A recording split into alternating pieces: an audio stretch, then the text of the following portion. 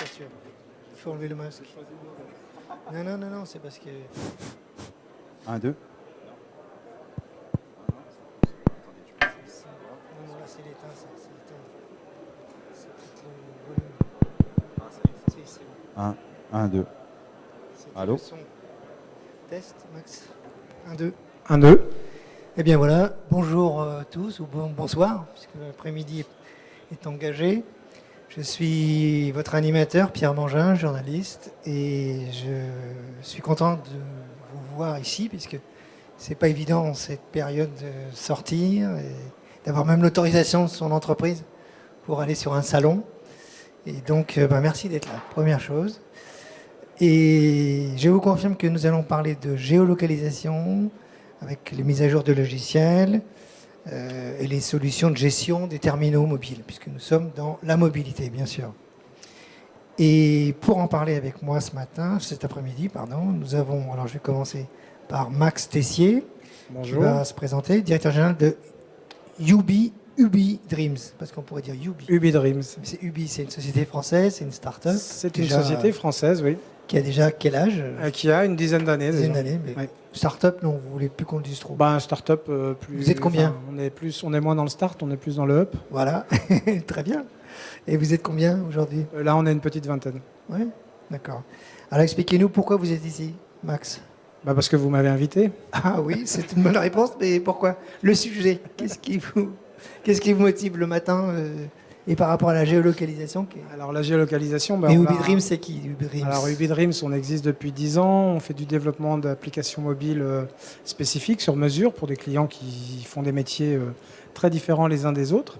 Mais la géolocalisation, c'est, disons, une fonctionnalité qu'on va retrouver de plus en plus souvent, ou même quasiment systématiquement dans toutes les applications mobiles qu'on développe. Donc, que ce soit pour de la maintenance, que ce soit pour des applications citoyennes, pour même des ERP. Enfin, dès lors que les gens se déplacent, ils ont besoin d'être géolocalisés. Donc, ça devient une fonctionnalité standard. Le premier produit que vous avez développé, c'était plutôt un ERP ou c'était... À l'origine, c'était quoi en fait? Alors le premier gros client, oui, c'était un ERP, une CRM, mais on a développé des choses qui avaient trait à la géolocalisation indoor au début. Déjà au début? Oui. Ouais. Ah, en indoor en plus? En indoor, alors c'est un peu mon sujet tout à l'heure, oui. Ouais, on reviendra dessus, je pense, mais oui. C'est un des aspects particuliers de la géolocalisation. Et pourquoi alors? Parce que le GPS ne marche pas à l'intérieur des bâtiments. L'indoor, c'est un problème en soi, bien sûr. Vous nous direz ça. Je vous raconterai. Ok. Ensuite, Faki Saadi, qui nous arrive du Royaume-Uni, mais qui est français. Oui. Et qui travaille pour SOTI, S-O-T-I, qui est un éditeur de logiciels, plateforme exactement. de logiciels d'origine canadienne. Oui, Toronto. Voilà. Plus précisément la banlieue de Mississauga. Mais bon, aujourd'hui, on se voit plutôt comme Moi, je connais les chutes du Niagara, que c'est pas loin, mais... Exactement, mais on se voit plutôt comme une compagnie internationale maintenant. Vraiment, je veux dire, le footprint a commencé au Canada, mais on est vraiment très présent dans chaque continent, dans chaque pays, et surtout en Europe. Et à l'origine, votre premier produit, enfin, il y a longtemps, j'imagine, c'était centré sur quoi? C'était pas un La ERP? prise de contrôle à distance. Ah, voilà, d'accord. En fait, le président... Là, on est dans le sujet déjà. Le président Carl Rodriguez a créé la première solution de prise de contrôle à distance dans son garage. Ah oui. C'est comme ça que la compagnie a commencé. Et, le vrai start. Mais ce qui est beau, c'est qu'aujourd'hui, il y a 1400 employés chez SOTI et qu'il est l'unique propriétaire. Donc, aucun investissement. D'accord. Très donc bien. Il a développé... il n'a pas la hantise, le stress de la bourse. Exactement. Donc c'est une compagnie privée avec une progression de marché assez importante. Bon, on reviendra sur la géolocalisation. On continue pour se présenter. Donc Hamdi, vous êtes chez Bonjour, du coup, je suis Samsung. Effectivement. Donc petite société coréenne, grosse PME. Société coréenne. Donc, moi, je fais partie de Samsung B2B. Donc, je suis un Channel Technical Account Manager. Du coup, je gère tout l'aspect solutions qui sont développées par Samsung parce que je tiens à le noter, Samsung n'est pas uniquement un constructeur de mobiles, Samsung est aussi éditeur de solutions. On a développé tout un écosystème très riche en termes de gestion de flotte mobile et en termes de solutions qui répondent aux besoins de mobilité. Et donc je gère du coup dans mon périmètre toute la relation avec les partenaires de Samsung qui revendent ces solutions. Et vous faites même, on a préparé, de l'EMM, vous faites la gestion de terminaux. Effectivement, on a une solution beaucoup plus, on va dire... Vous avez OMisé, dans le sens, vous l'avez emprunté à un éditeur ou vous savez l'histoire, non? Alors en effet, on a commencé du coup à travailler en partenariat avec un éditeur et puis depuis un moment, on développe nos propres solutions nous-mêmes. Et donc on a développé la solution Nox Suite, qui est une solution qui va au-delà des fonctionnalités EMM. Nox Suite, hein, c'est K-N-O-X. Tout à fait, comme le Fornox. C'est ça. Voilà. Ok. Alors, on avait prévu les têtes de chapitre. C'était les tendances marché, les enjeux, les moyens, les solutions. Qu'est-ce que vous proposez, l'offre. Ensuite, quelques points précis dans l'offre. Il y a des spécificités chez les uns les autres. Et ensuite, les incidents sur les données personnelles, RGPD. Une petite parenthèse sur les plateformes code ou non code. Et puis la question à la fin, c'est est-ce que finalement la géolocalisation, elle est indispensable? Est-ce qu'on peut la contourner? On verra ça. Et puis j'aimerais bien qu'à la fin, chacun trouve un cas client ou deux, si possible. Je crois qu'on l'avait évoqué. Bon, si c'est possible. Voilà, j'oublie rien. Alors, si, il y en a qui m'ont parlé des marins de pompiers de Paris. Oui, ça c'est nous. C'est vous? C'est les pompiers de Marseille. Les marins, les autoroutes, pompiers de Marseille, oui, les autoroutes. Ça vient de prendre des cas concrets. Et puis, je vous propose aussi de pouvoir avoir 5 minutes à la fin pour des questions. S'il y a des questions que vous pouvez poser, si je vois votre main levée, on peut aussi s'interrompre. Hein. Mais soyons directs, on n'est pas en grand comité, plutôt petit comité, donc profitez-en. Alors, sur les tendances marché, on va commencer par Max, on va continuer. Qu'est-ce que vous avez observé avec la crise de pandémie ou pas, la géolocalisation? Tout le monde étant confiné, qu'est-ce qui s'est passé là pour vous? Non, mais moi, quand j'ai répondu à votre question sur les tendances de marché, comme je vous disais, la géolocalisation, c'est une fonctionnalité qui est maintenant pratiquement demandée, pratiquement systématiquement dans toutes les solutions qu'on nous demande de faire. Donc, c'est une fonctionnalité qui est devenue un peu standard. Une des tendances du marché qu'on remarque sur la mobilité depuis quelques années, c'est l'arrivée de ce qu'on appelle les PWA, les Progressive Web Apps, qui sont une technologie un petit peu différente des applications. Tout de suite les grands mots, les grands jargons. Non, mais c'est ça veut dire Progressive Web App. Progressive Web App, c'est-à-dire que c'est une application mobile qu'on ne va pas télécharger sur les stores, mais qui va quand même être résidente sur votre téléphone. Vous allez quand même avoir un icône, mais elle ne sera pas publiée sur les stores.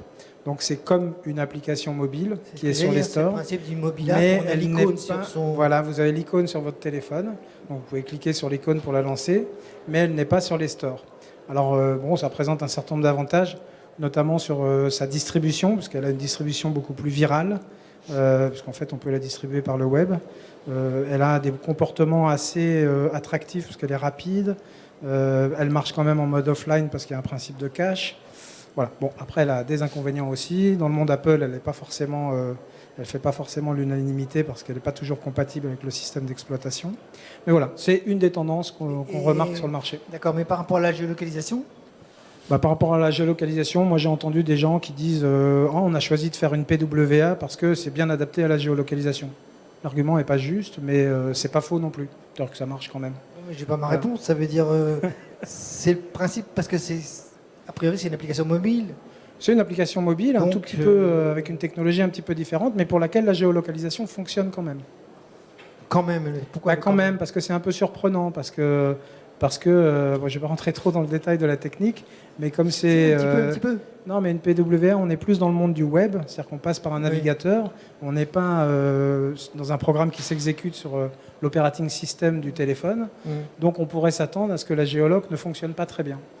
Et en fait, elle fonctionne parce qu'il y a un système de cache, etc. Donc voilà, donc certains utilisent un peu à tort le fait qu'il faut faire une PWA quand on parle de géoloc. C'est pas le bon argument pour faire une PWA, mais ça marche quand même. Et ça n'a pas non plus de lien avec le fait qu'on a un serveur, un proxy, ou c'est pas ça? Non, ça n'a rien à voir avec ça. D'accord. Parce que moi, je m'aperçois que quand je me balade sur le web, on identifie que je suis dans telle zone géographique. Et c'est à 30 km, mais c'est pas ça la géologue dont on parle. On est d'accord? Non, bon, pas tout à fait. Très bien. Alors, Faki, chez SOTI, quand on vous parle de géolocalisation, là aussi, vous êtes sur une plateforme, c'est pas spécifique, enfin on peut faire... Qu'est-ce qui est nouveau dans la géolocalisation depuis quelques temps là? Pour nous, et là je me place sur la question de la gestion de parc. La géolocalisation, c'est une des fonctionnalités que l'on fournit avec notre software EMM. Qu'est-ce que cela permet? Un grand nombre de clients en ont besoin parce que c'est un élément important qui permet, par exemple, prenons l'exemple d'un journaliste. Okay. Si un journaliste, on va dire un journaliste d'un grand quotidien français, décide de passer de France à la Chine, okay. Entre-temps, ce qui va se passer, c'est que ce journaliste va avoir besoin d'un certain nombre de documents avant qu'il rentre en Chine. Il va devoir s'assurer qu'un certain nombre de documents n'existent plus sur son téléphone avant qu'il rentre. À ce moment-là, vous allez pouvoir créer un quadrillage de géoloc. Et selon la position de la personne, donc quand elle s'approche d'une frontière, ce que vous allez pouvoir faire, c'est modifier la configuration du téléphone pour s'assurer que certains documents, par exemple, disparaissent du téléphone. Donc ça, sécurité. Ici, voilà. On invoque bien la sécurité là. Au niveau sécuritaire. Vous avez dit la Chine, c'est par hasard. C'est par hasard, mais ça aurait pu être d'autres. Votre logiciel permet de verrouiller l'appareil. Exactement. Bloquer les accès. Donc, le géoloc, ça devient vraiment je dirais, une fonction centrale qui permet de gérer l'ensemble des configurations autour de la mobilité. Mais quelque part, il y a une automatisation derrière là, parce que là, ça va se faire sans que j'intervienne. Exactement. C'est pré-paramétré. C'est pré-paramétré. Donc, on a un agent dans le cas de l'EMM. Vous avez un agent et l'agent va cacher certaines configurations.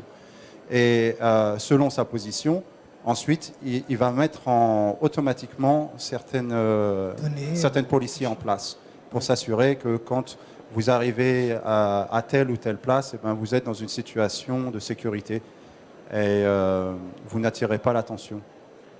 D'accord. Donc, c'est en ce sens-là que vous avez effectivement un outil de gestion des terminaux, EMM, qui est capable de prendre en compte on appelle ça la localisation de façon automatique. Voilà, cette fonctionnalité, on l'appelle la geofence. Ah voilà, donc, geofencing. Voilà, le geofencing. Donc, ça vous permet, par exemple, un exemple que j'avais donné à un client, c'est qu'il voulait s'assurer que ses employés, parce que certains employés travaillent assez tard au bureau, mais il voulait que quand les employés sortent du bureau, ils puissent avoir que les applications qui donnent accès aux applications métiers disparaissent. C'est-à-dire surtout s'assurer que l'employé s'arrête de travailler une fois qu'il sort des bureaux. À ce moment-là, vous pouvez créer une geofence. Qu'il est fermé, l'application, c'est ça que vous voulez dire?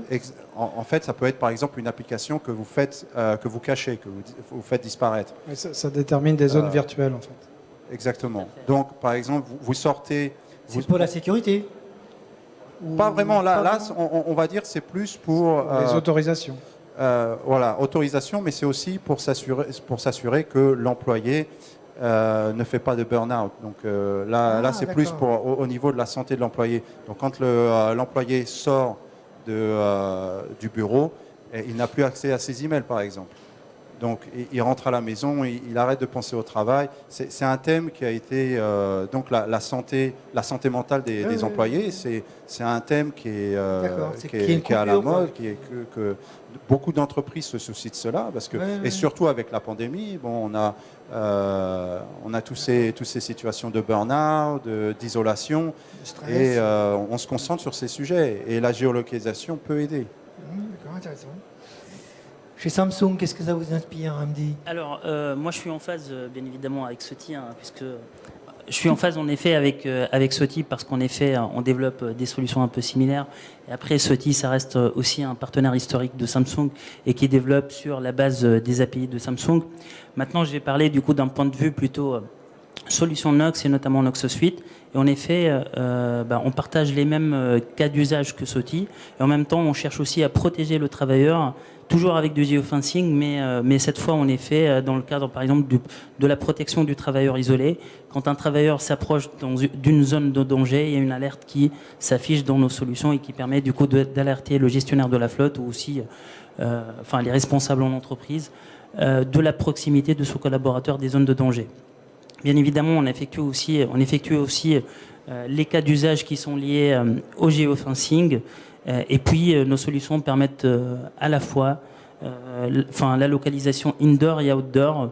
Donc, une localisation indoor aujourd'hui se base sur, bien évidemment, à la fois le GPS et les réseaux mobiles et Wi-Fi. Une localisation indoor, donc à travers un module qu'on a bien développé et qu'on appelle Nox Asset Intelligence et qui ne fait pas que ça de manière générale. Donc en effet, le gestionnaire de la flotte mobile, il peut charger les plans de l'entreprise et à partir de ce moment, la localisation des appareils mobiles devient beaucoup plus précise dans les locaux de l'entreprise ou dans un endroit qui est bien développé pour bien évidemment hoster ces terminaux. Alors, indoor, c'est le sujet que je traitais là, il y a quelques minutes avant le déjeuner. Le souci, c'est que un opérateur ne rentre pas dans un immeuble.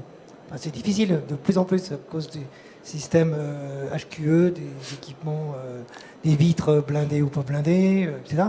Donc, comment vous faites pour être en indoor Je sais, moi j'ai une partie de la réponse, mais justement, comment on fait de l'indoor quand on est à l'extérieur avec un module, avec un terminal mobile, avec un opérateur c'est un peu de la triangulation qui est faite et puis ça s'appuie aussi sur les réseaux Wi-Fi qui sont c'est un peu les réseaux du coup qui sont installés en entreprise. Le fait de charger aussi les plans de l'entreprise dans la solution qu'on a développée, ça permet du coup de mieux localiser ces appareils. Bien évidemment, c'est une solution qui est destinée du coup surtout pour on va dire le monde du retail, du transport, de la logistique, où on a des entrepôts assez géants dans lesquels en fait il y a des opérateurs qui utilisent des terminaux mobiles.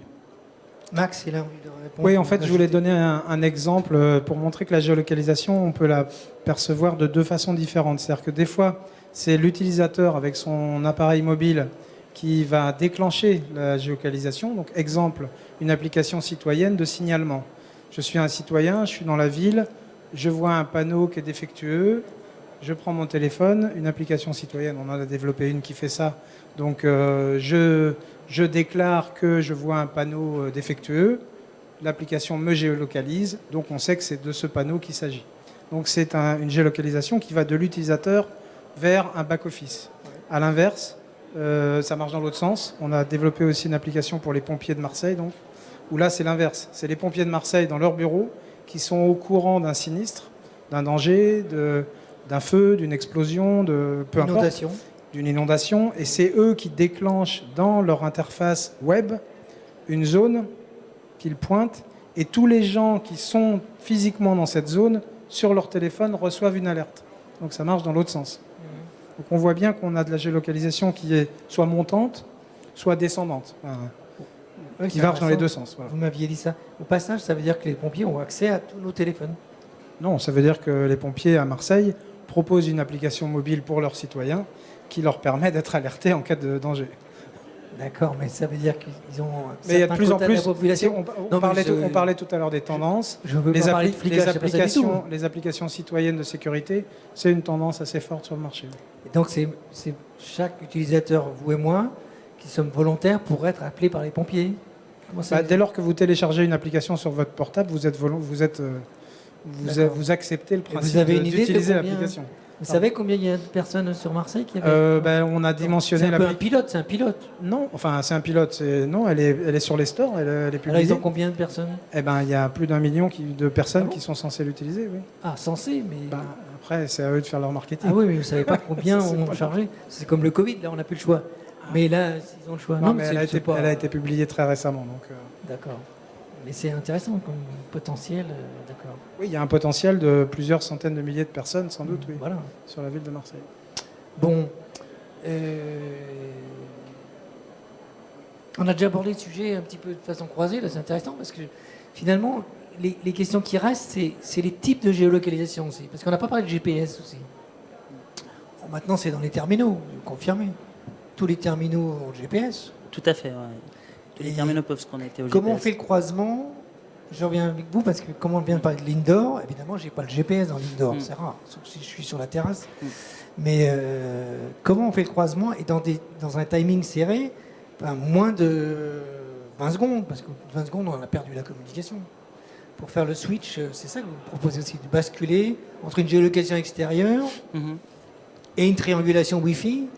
Ça se fait automatiquement avec une seule carte SIM? Ça se fait automatiquement. Une seule carte SIM? Parce que tout à l'heure, on a parlé de la tendance avec 2 cartes SIM.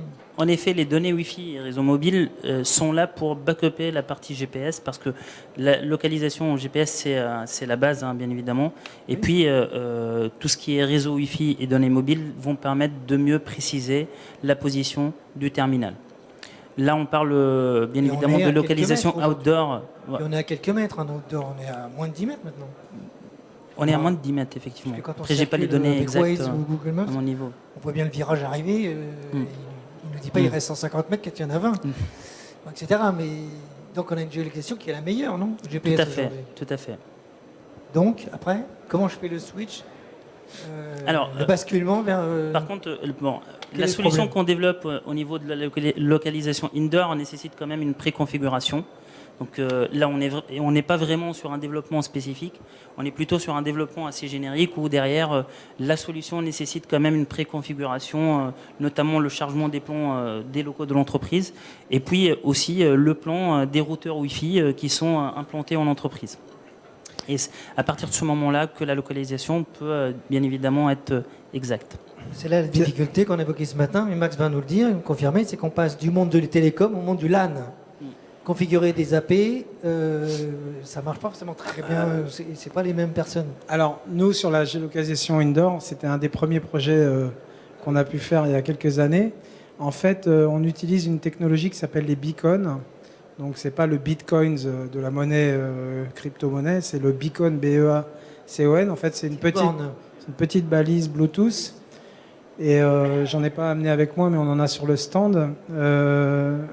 Ça permet en fait de rayonner et d'envoyer un identifiant unique. Et donc cet identifiant, il est reconnu par un téléphone portable ou un autre système éventuellement. Et ça veut dire qu'on va reconnaître, le téléphone par exemple va reconnaître le numéro de ce beacon et va dire ce numéro est associé à telle pièce. Donc ça veut dire qu'il va dire je suis dans telle pièce. Ce qui est proprement impossible autrement de savoir que je suis là. Parce que le GPS, il sait que je suis peut-être dans le bâtiment, mais il ne sait pas que je suis là. C'est ce qu'on utilise dans le RFID? Alors le RFID, c'est une technologie qui est proche du beacon. C'est de la radiofréquence, mais ce n'est pas les mêmes fréquences. Ce n'est pas les mêmes fréquences d'ondes. Et la différence, c'est que le RFID a une portée très courte, alors que le beacon a une portée de plusieurs mètres, voire dizaines de mètres, voire centaines de mètres. Donc voilà, après il y a d'autres contraintes. Donc vous avez développé ça? Oui, alors la première... Dans le retail, dans le retail, un peu, on a fait une exposition c'est ce qu'on utilise pour le parcours client, c'est voilà, ça? On avait fait une exposition de galeries photos. On avait accroché des beacons derrière des photos. Donc ça permettait aux visiteurs, en passant à proximité d'une photo, d'avoir sur son téléphone en fait une petite vidéo qui se déclenchait automatiquement et qui racontait en fait toute l'histoire qui avait autour de la photo. On a fait C'est pour les musées aussi? On a fait des projets de sécurité. C'est utile pour les musées? Pour les musées, bien sûr, on a fait des projets pour la sécurité en mer avec des bracelets qui permettent de détecter la chute à la mer en fait et d'envoyer une information à terre dès lors que la personne tombe à l'eau, parce qu'en fait on a une communication entre le beacon qui est sur un bracelet de montre et le portable qui est dans la table à cartes. La communication est permanente, donc le téléphone en fait surveille d'une certaine façon la personne qui est à la barre. Si la personne tombe à l'eau, le téléphone n'entend plus le bracelet. Et donc, c'est synonyme d'une chute. Et donc, il envoie un message à terre avec la dernière position qu'il connaît du moment où il avait le signal, qui correspond à la position de la chute à la mer. C'est pas le contact avec l'eau? Non, pas du tout. C'est juste la perte. C'est juste la perte du signal. Mais je peux aussi déclencher une action parce que je mets un beacon dans cette pièce. Et un peu à l'image de ce que vous racontiez tout à l'heure avec les applications que vous coupez quand la personne sort du bâtiment, on pourrait avoir la même logique. À partir du moment où je perds le signal avec mon téléphone du beacon qui est dans mon bureau, je déclenche un certain nombre de services qui peuvent être l'arrêt de service. Voilà. Donc c'est un fonctionnement par défaut?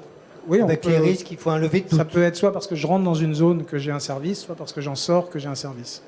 Mais je veux dire que derrière, il y a une levée de doute quand même, parce que ça peut être une interruption de la connexion, ça peut être la pile, la batterie. Oui, oui, Puisque oui. c'est Il y a le ciel toujours qui des... s'arrête. Non, oui, je cherche vous la avez petite raison, bête, vous mais- cherchez la petite bête, mais il y a toujours des cas limites Oui. qui, bien sûr. Mais oui, absolument. Bon. Mais c'est une technologie assez fiable, Mhm. qui a quelques petites contraintes.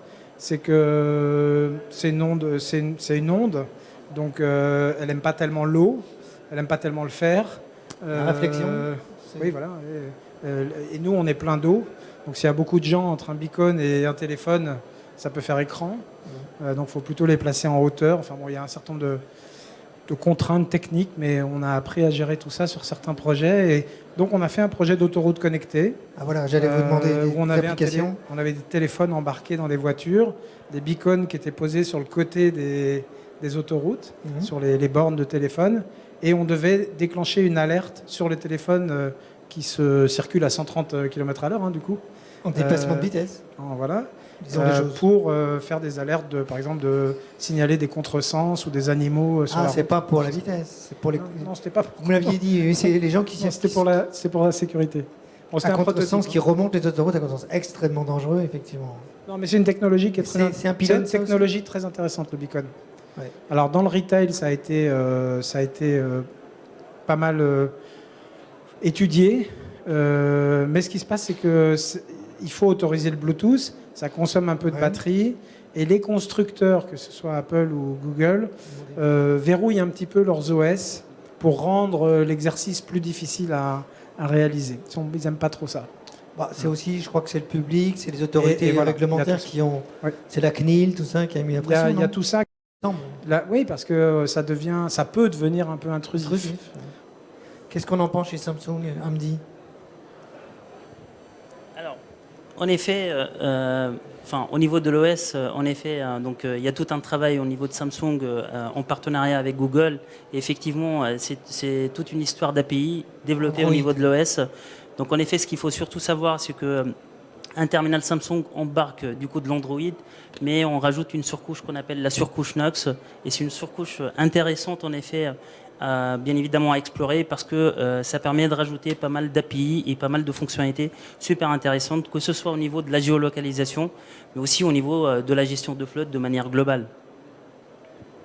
Donnez un ou deux exemples, une fonctionnalité. Par exemple, on a des API qui sont spécifiques pour le Wi-Fi.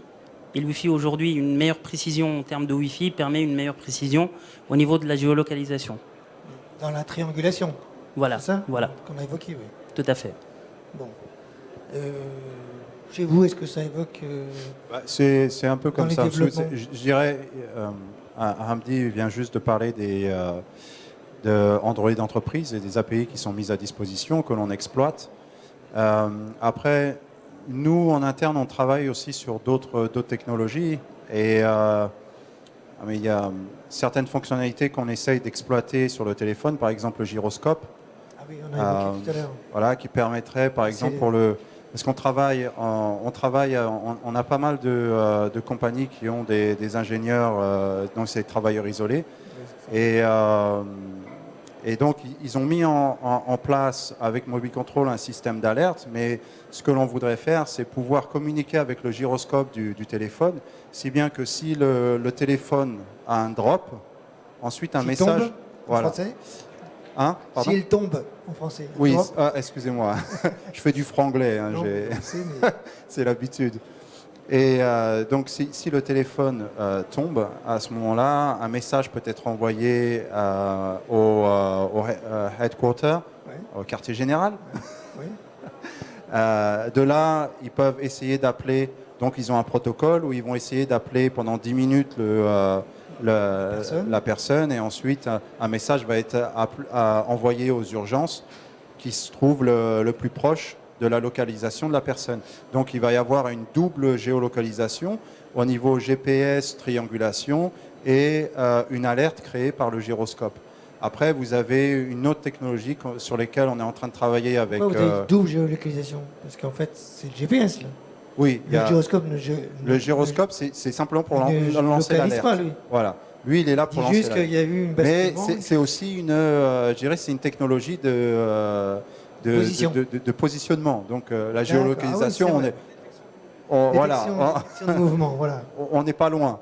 Oui, il y a un lien, ouais. Et on travaille aussi avec les API de Cisco et d'autres pour pouvoir justement faire de la localisation en interne basée sur la triangulation avec les access points. Après, il y a d'autres technologies qui sont très intéressantes sur lesquelles on est en train de s'intéresser à partir des waves, mais ça, je ne peux pas donner trop d'informations. C'est-à-dire que, vous savez, vous avez les champs magnétiques qui sont présents un peu partout. Les ondes. Il y a ondes. Oui, en anglais, c'est les ondes, c'est ça? Oui, les ondes magnétiques. Et il y a des possibilités sur les champs magnétiques. Voilà, sur les champs magnétiques. Ça, il y a longtemps. Mais bon, c'est encore la recherche. Voilà, c'est de la recherche. Et c'est une portée de combien, ça? C'est très court, non? Je vais être très honnête avec vous. C'est dans les bureaux de recherche. Ouais, c'est ça. Et, confirme, Max? Oui.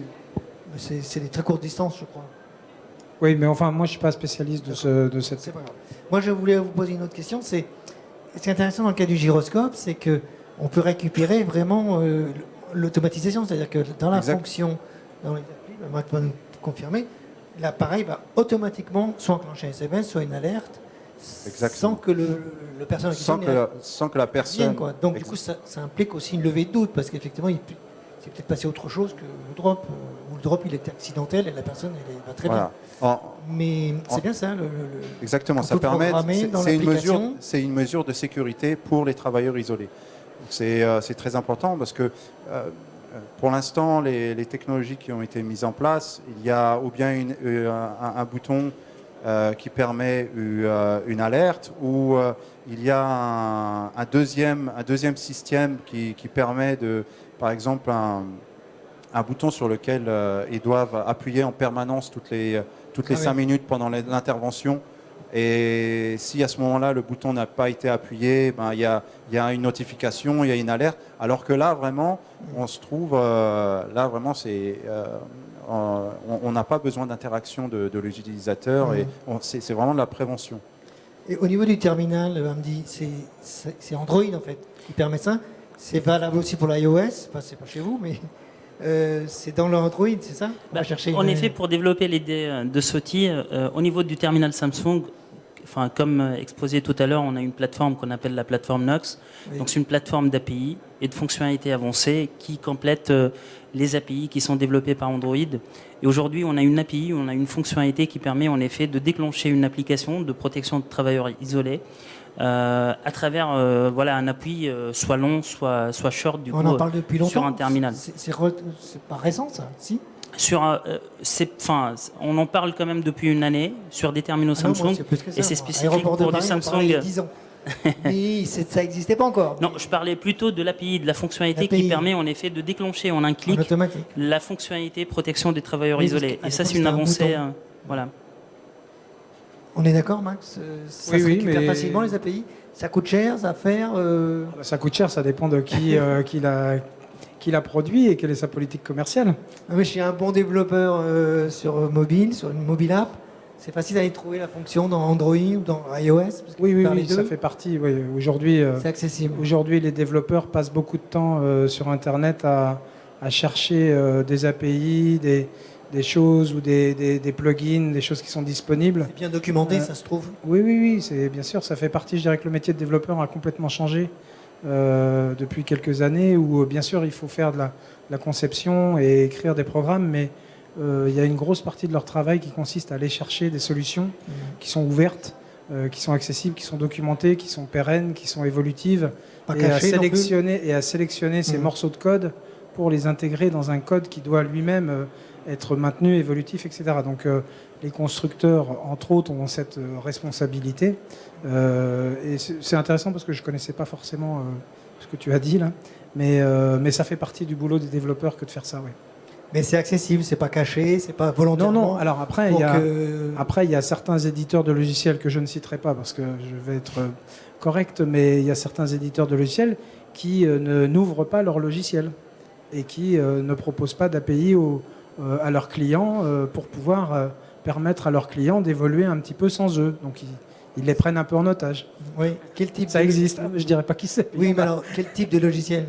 Des gens qui font de l'ERP? Des logiciels qui font de l'ERP, oui, par exemple. l'ERP, oui, il y en a beaucoup. D'accord. Ah oui, c'est dommage. Mais bon. Oui, c'est un peu dommage. Bon, moi je vous rassure, c'est ouvert chez nous. Hein, donc, on a même une communauté de développeurs. J'ai bien compris.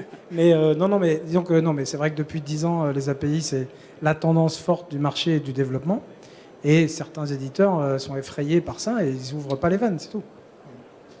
Et c'est vrai, et l'iOS, alors c'est pas votre domaine, mais est-ce que le monde Apple est une difficulté de plus ou pas spécialement? Apple, c'est Apple. Mais on fait la même chose. J'ai pas de chance, j'ai iPhone moi.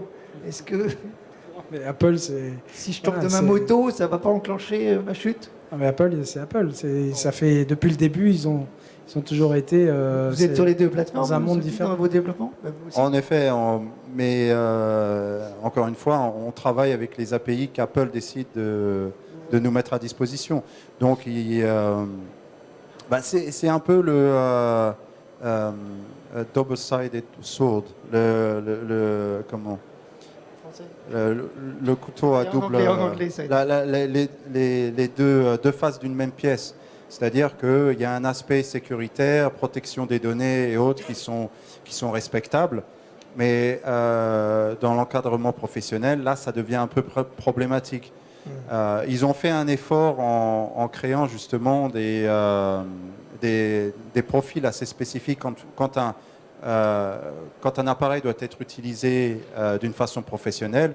Vous avez la possibilité de le mettre dans un état qui permet d'ouvrir des API qui ne sont pas disponibles si l'appareil est côté utilisateur. Donc ils ont fait un effort sur cette... J'ai pas bien compris.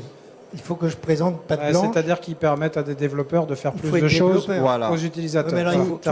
Si vous êtes un professionnel, on vous accepte chez Apple. Donc chez Apple, ça veut dire que vous êtes bien inscrit, référencé avec un numéro, une ID. Non, mais c'est un peu élitiste, mais c'est une politique qui se comprend parce que ce que disait... oui, c'est logique. J'ai plus ton prénom, Faki il y a deux minutes, mais c'est sous le couvert très respectable de sécurité et de tout un tas de choses qui font la qualité de leur marque. Et c'est vrai que le fait qu'ils soient dans leur univers, ils sont relativement protégés.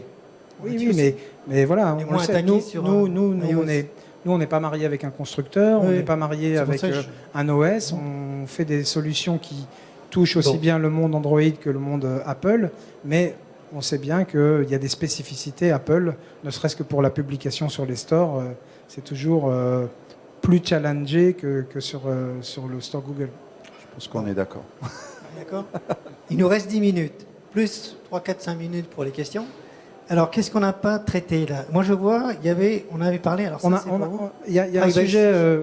By design? Non, mais non. Alors, il y a le private. Exactement. En fait, il y a une chose aussi qui est importante aujourd'hui. Il faut faire le lien avec ce qu'on dit, parce que... Oui, par rapport à la géolocalisation, c'est-à-dire que la géolocalisation, pour qu'elle puisse être utilisée dans les applications mobiles, il faut que l'utilisateur consente. Il faut qu'il accepte que la géolocalisation soit activée.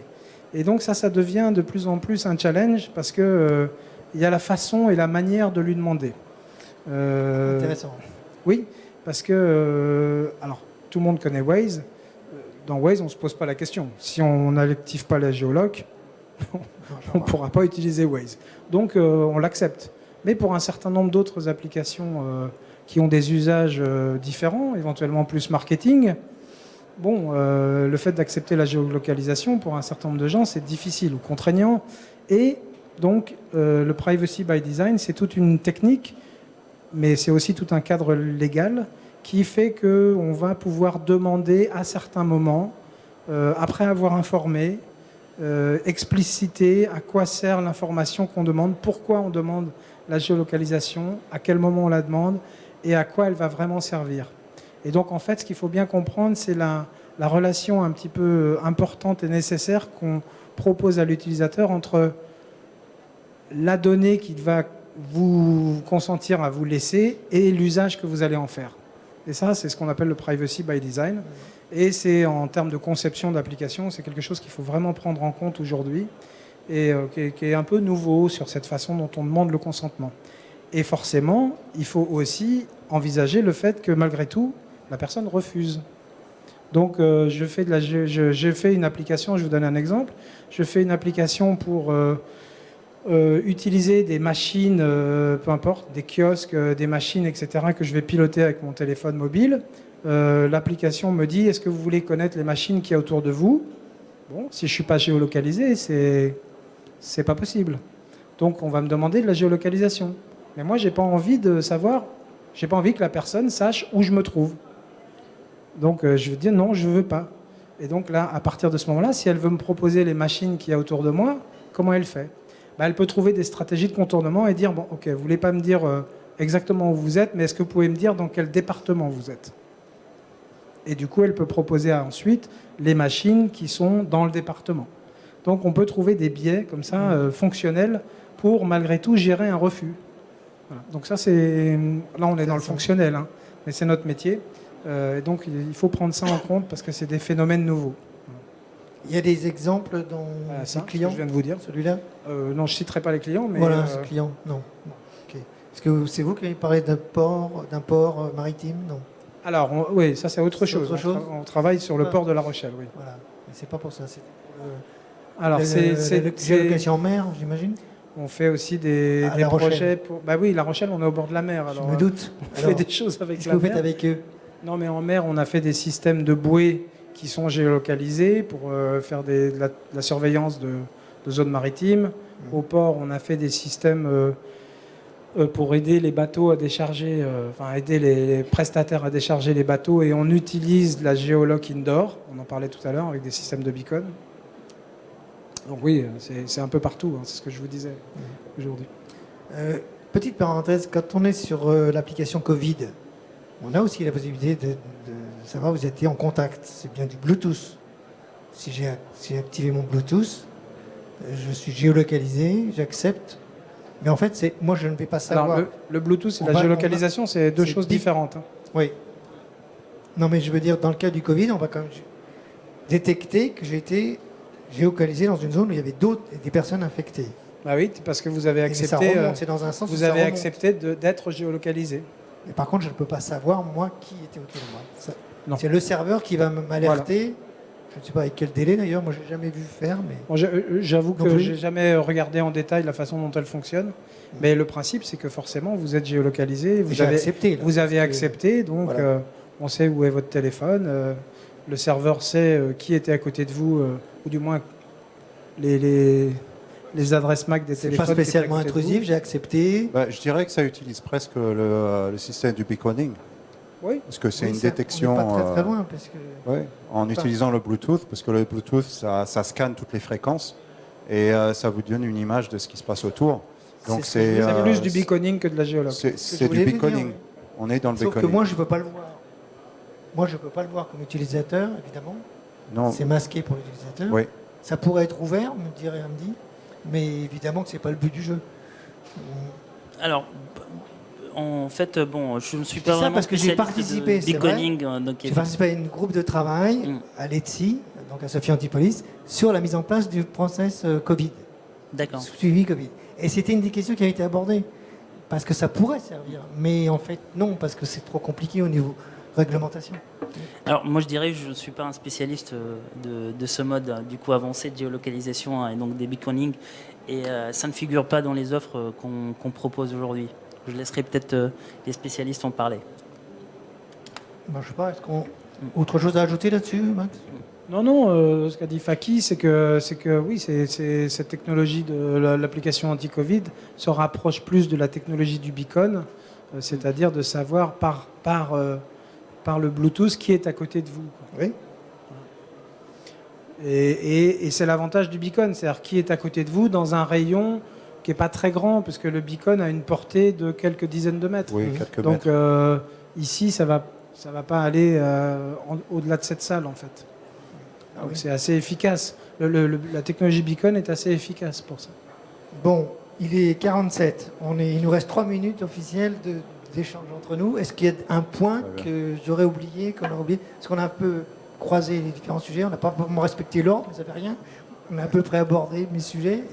On avait parlé des plateformes no-code et des méthodes agiles, parce que c'est la tendance, ça c'est c'est dans le développement? Est-ce que c'est... La méthode agile, oui. Enfin, les méthodes agiles, oui, c'est devenu un peu le standard. La géolocalisation. Bon, ça n'a pas de rapport direct avec la géolocalisation. C'est de la conduite de projet. Qu'il y a de la géologue dedans ou pas. Le no-code, donc... C'est vous qui en avez parlé? Oui, on a une plateforme SOTI1. Oui. Et une des solutions de la plateforme, c'est une solution de développement d'applications rapides, dit no ou low code. C'est-à-dire qu'un technicien non développeur peut mettre en place des paramétrages et c'est la création d'applications qui, d'ailleurs, au fonctionnement est très similaire au PWA dans le fonctionnement. Parce que c'est essentiellement, ça utilise la technologie web et la portabilité est possible sur les deux OS, Google et iOS. Et là c'est l'avantage, parce que si vous faites une application native, vous devez la développer spécifiquement pour l'OS, pour la version, et voilà, c'est assez restrictif. Alors que dans le no-code, vous allez créer l'application et elle va être utilisable aussi bien sur iOS que sur votre Android. C'est nouveau chez vous? C'est assez nouveau? La solution, on a commencé la mise à disposition, c'est à peu près, il doit y avoir 2 à 3 ans.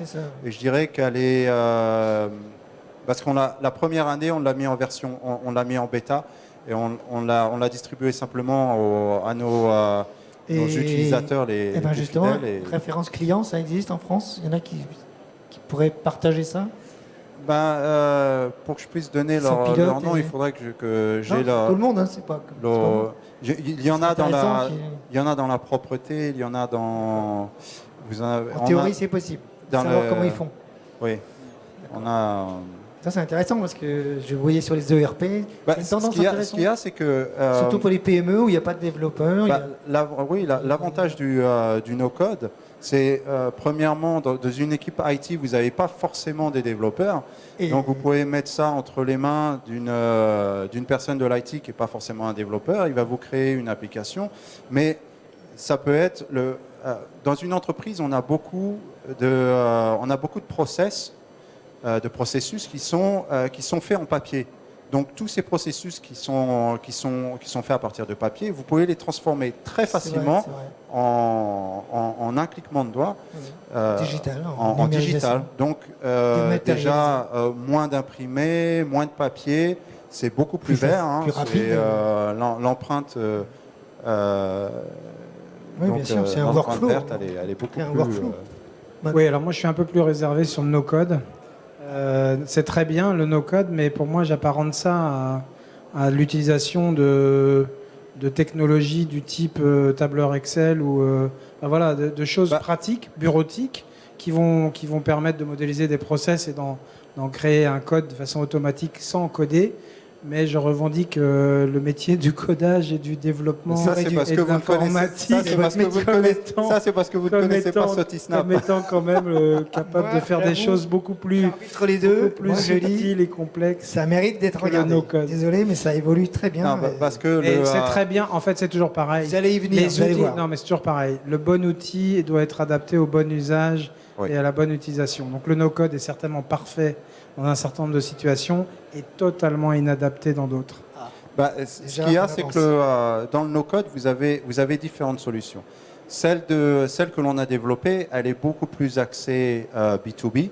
Ça veut dire qu'en back-end, on a toute une armada d'API qui permet de communiquer avec des serveurs back-end. Ça veut dire, oui, mais c'est donc pour moi, pardonnez-moi, il y a un petit effet marketing derrière ça, parce que le no-code, il va être en frontal sur une surface comme ça. Ça veut dire que derrière l'API, il faut que ça pédale, et là, il y a du code. Donc, il n'y a pas de magie, si vous voulez. Oui, s'il n'y a pas de code, il ne se passe quand même pas grand-chose. Tout dépend de la façon dont vous ajoutez le code à votre application. Parce que là encore, si vous avez besoin de fonctionnalités beaucoup plus avancées, par exemple, ce que l'on a fait sur SOTI-Snap, c'est qu'on a mis à disposition une technologie qui s'appelle Blockly. Donc Blockly, c'est une façon de développement qui est utilisée par mes enfants. je veux dire, mes enfants, ils ont commencé à développer à l'âge de 8 ans, et ça vous permet de déplacer des cubes. Donc, si vous avez besoin de fonctionnalités avancées sur vos no-code, vous pouvez utiliser Blockly. Donc, vous n'avez pas forcément besoin de ressources de développement en interne. Il suffit de savoir comment bouger les cubes. Donc, il y a des méthodes de contournement à ce problème d'injection de code pour faire des applications un peu plus... C'est des boîtes à outils, c'est formidable. Et quand on rentre dans le dur de certains projets, on ne peut pas utiliser que ces technos-là. Non, je suis d'accord avec vous. Voilà. Il va y avoir... À un moment donné, si il va y avoir de la place pour l'application native, il va y avoir de la place pour le PWA et il va y avoir la place pour le no-code. Je suis d'accord. Voilà, on a réussi à les mettre presque d'accord. Bon, est-ce qu'il y a une ou deux questions dans la salle? Il nous reste 1 ou 2 minutes. Non, tout le monde est... Monsieur, on va vous passer le micro, puis vous nous dites qui vous êtes. Enfin, un consultant. Bonjour, non, je suis utilisateur. Donc, j'ai un projet effectivement. Quelle entreprise? Mobilité, donc société Cofrino. On a donc une équipe de techniciens qu'on va mettre sur le terrain avec une solution mobilité qu'ils n'ont pas aujourd'hui, qu'ils auront demain. Intéressant. Et donc le sujet est l'acceptation ou non de la géolocalisation dont vous avez parlé. Vous dites tout le monde est en droit de refuser la géolocalisation. Est-ce que dans ce domaine d'activité professionnelle, puisqu'on a affaire à des équipes techniques, est-ce que ça revient à dire que donc si la géolocalisation est hors la loi, entre guillemets, puisque le technicien serait en droit de refuser, est-ce que la pointeuse, elle aussi, est hors la loi? Alors, c'est une excellente question, mais en fait, quand je parle de la géolocalisation et du consentement, je parle plutôt d'application grand public. C'est-à-dire que dans le cas d'une application qui s'adresse au public, évidemment, il faut demander le consentement du citoyen. Et le citoyen a le loisir de refuser. D'accord ? En tant que salarié d'une entreprise pour laquelle mon entreprise met à disposition une application professionnelle, là, c'est du management. Donc, logiquement, ils n'ont pas à refuser, puisque vous leur mettez à disposition un outil de travail. Alors ça, c'est à votre directeur juridique de mettre ça en place, mais on rentre dans un autre cadre, si vous voulez. Et c'est à ça que peuvent servir des produits dont on parlait tout à l'heure, les EMM ou les MDM, qui sont en fait des gestionnaires de flotte de mobiles, qui vont permettre d'autoriser un certain nombre de choses. Donc les MDM ou EMM, c'est des surcouches sur le logiciel métier qui viennent en fait gérer les droits, les autorisations et les limites en fait d'utilisation des fonctionnalités. Donc ça veut dire que peut-être dans votre cas, il faudra la fonctionnalité encadrée par un EMM. Oui, non, je suis tout à fait d'accord. Donc la partie consumer et pro, les entreprises ne sont pas soumises aux mêmes complications que dans le privé.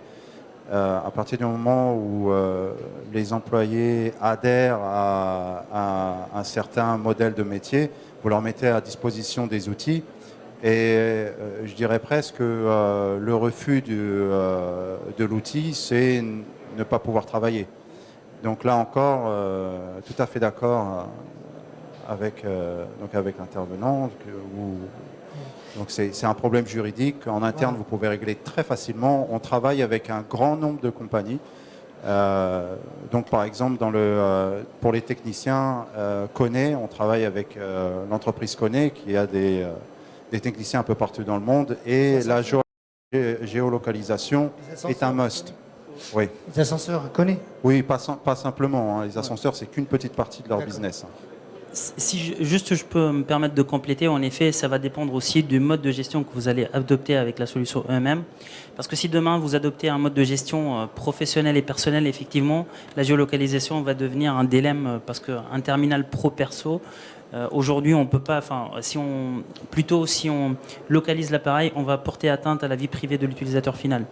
Mais à partir du moment où on adopte le mode de gestion terminal entièrement géré, ou plutôt fully managed dans l'anglais, À partir de ce moment, vous allez pouvoir faire signer du coup une charte d'utilisation à travers la solution MDM.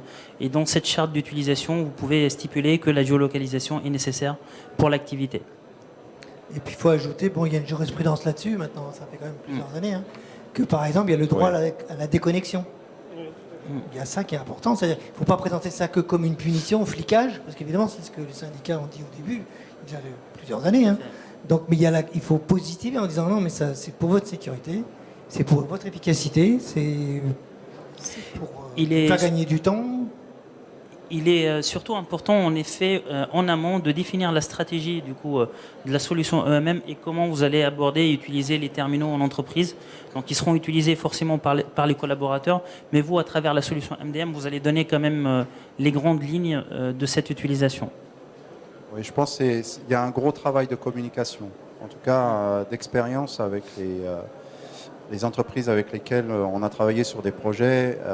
C'est surtout autour de la communication, la façon dont c'est présenté aux employés.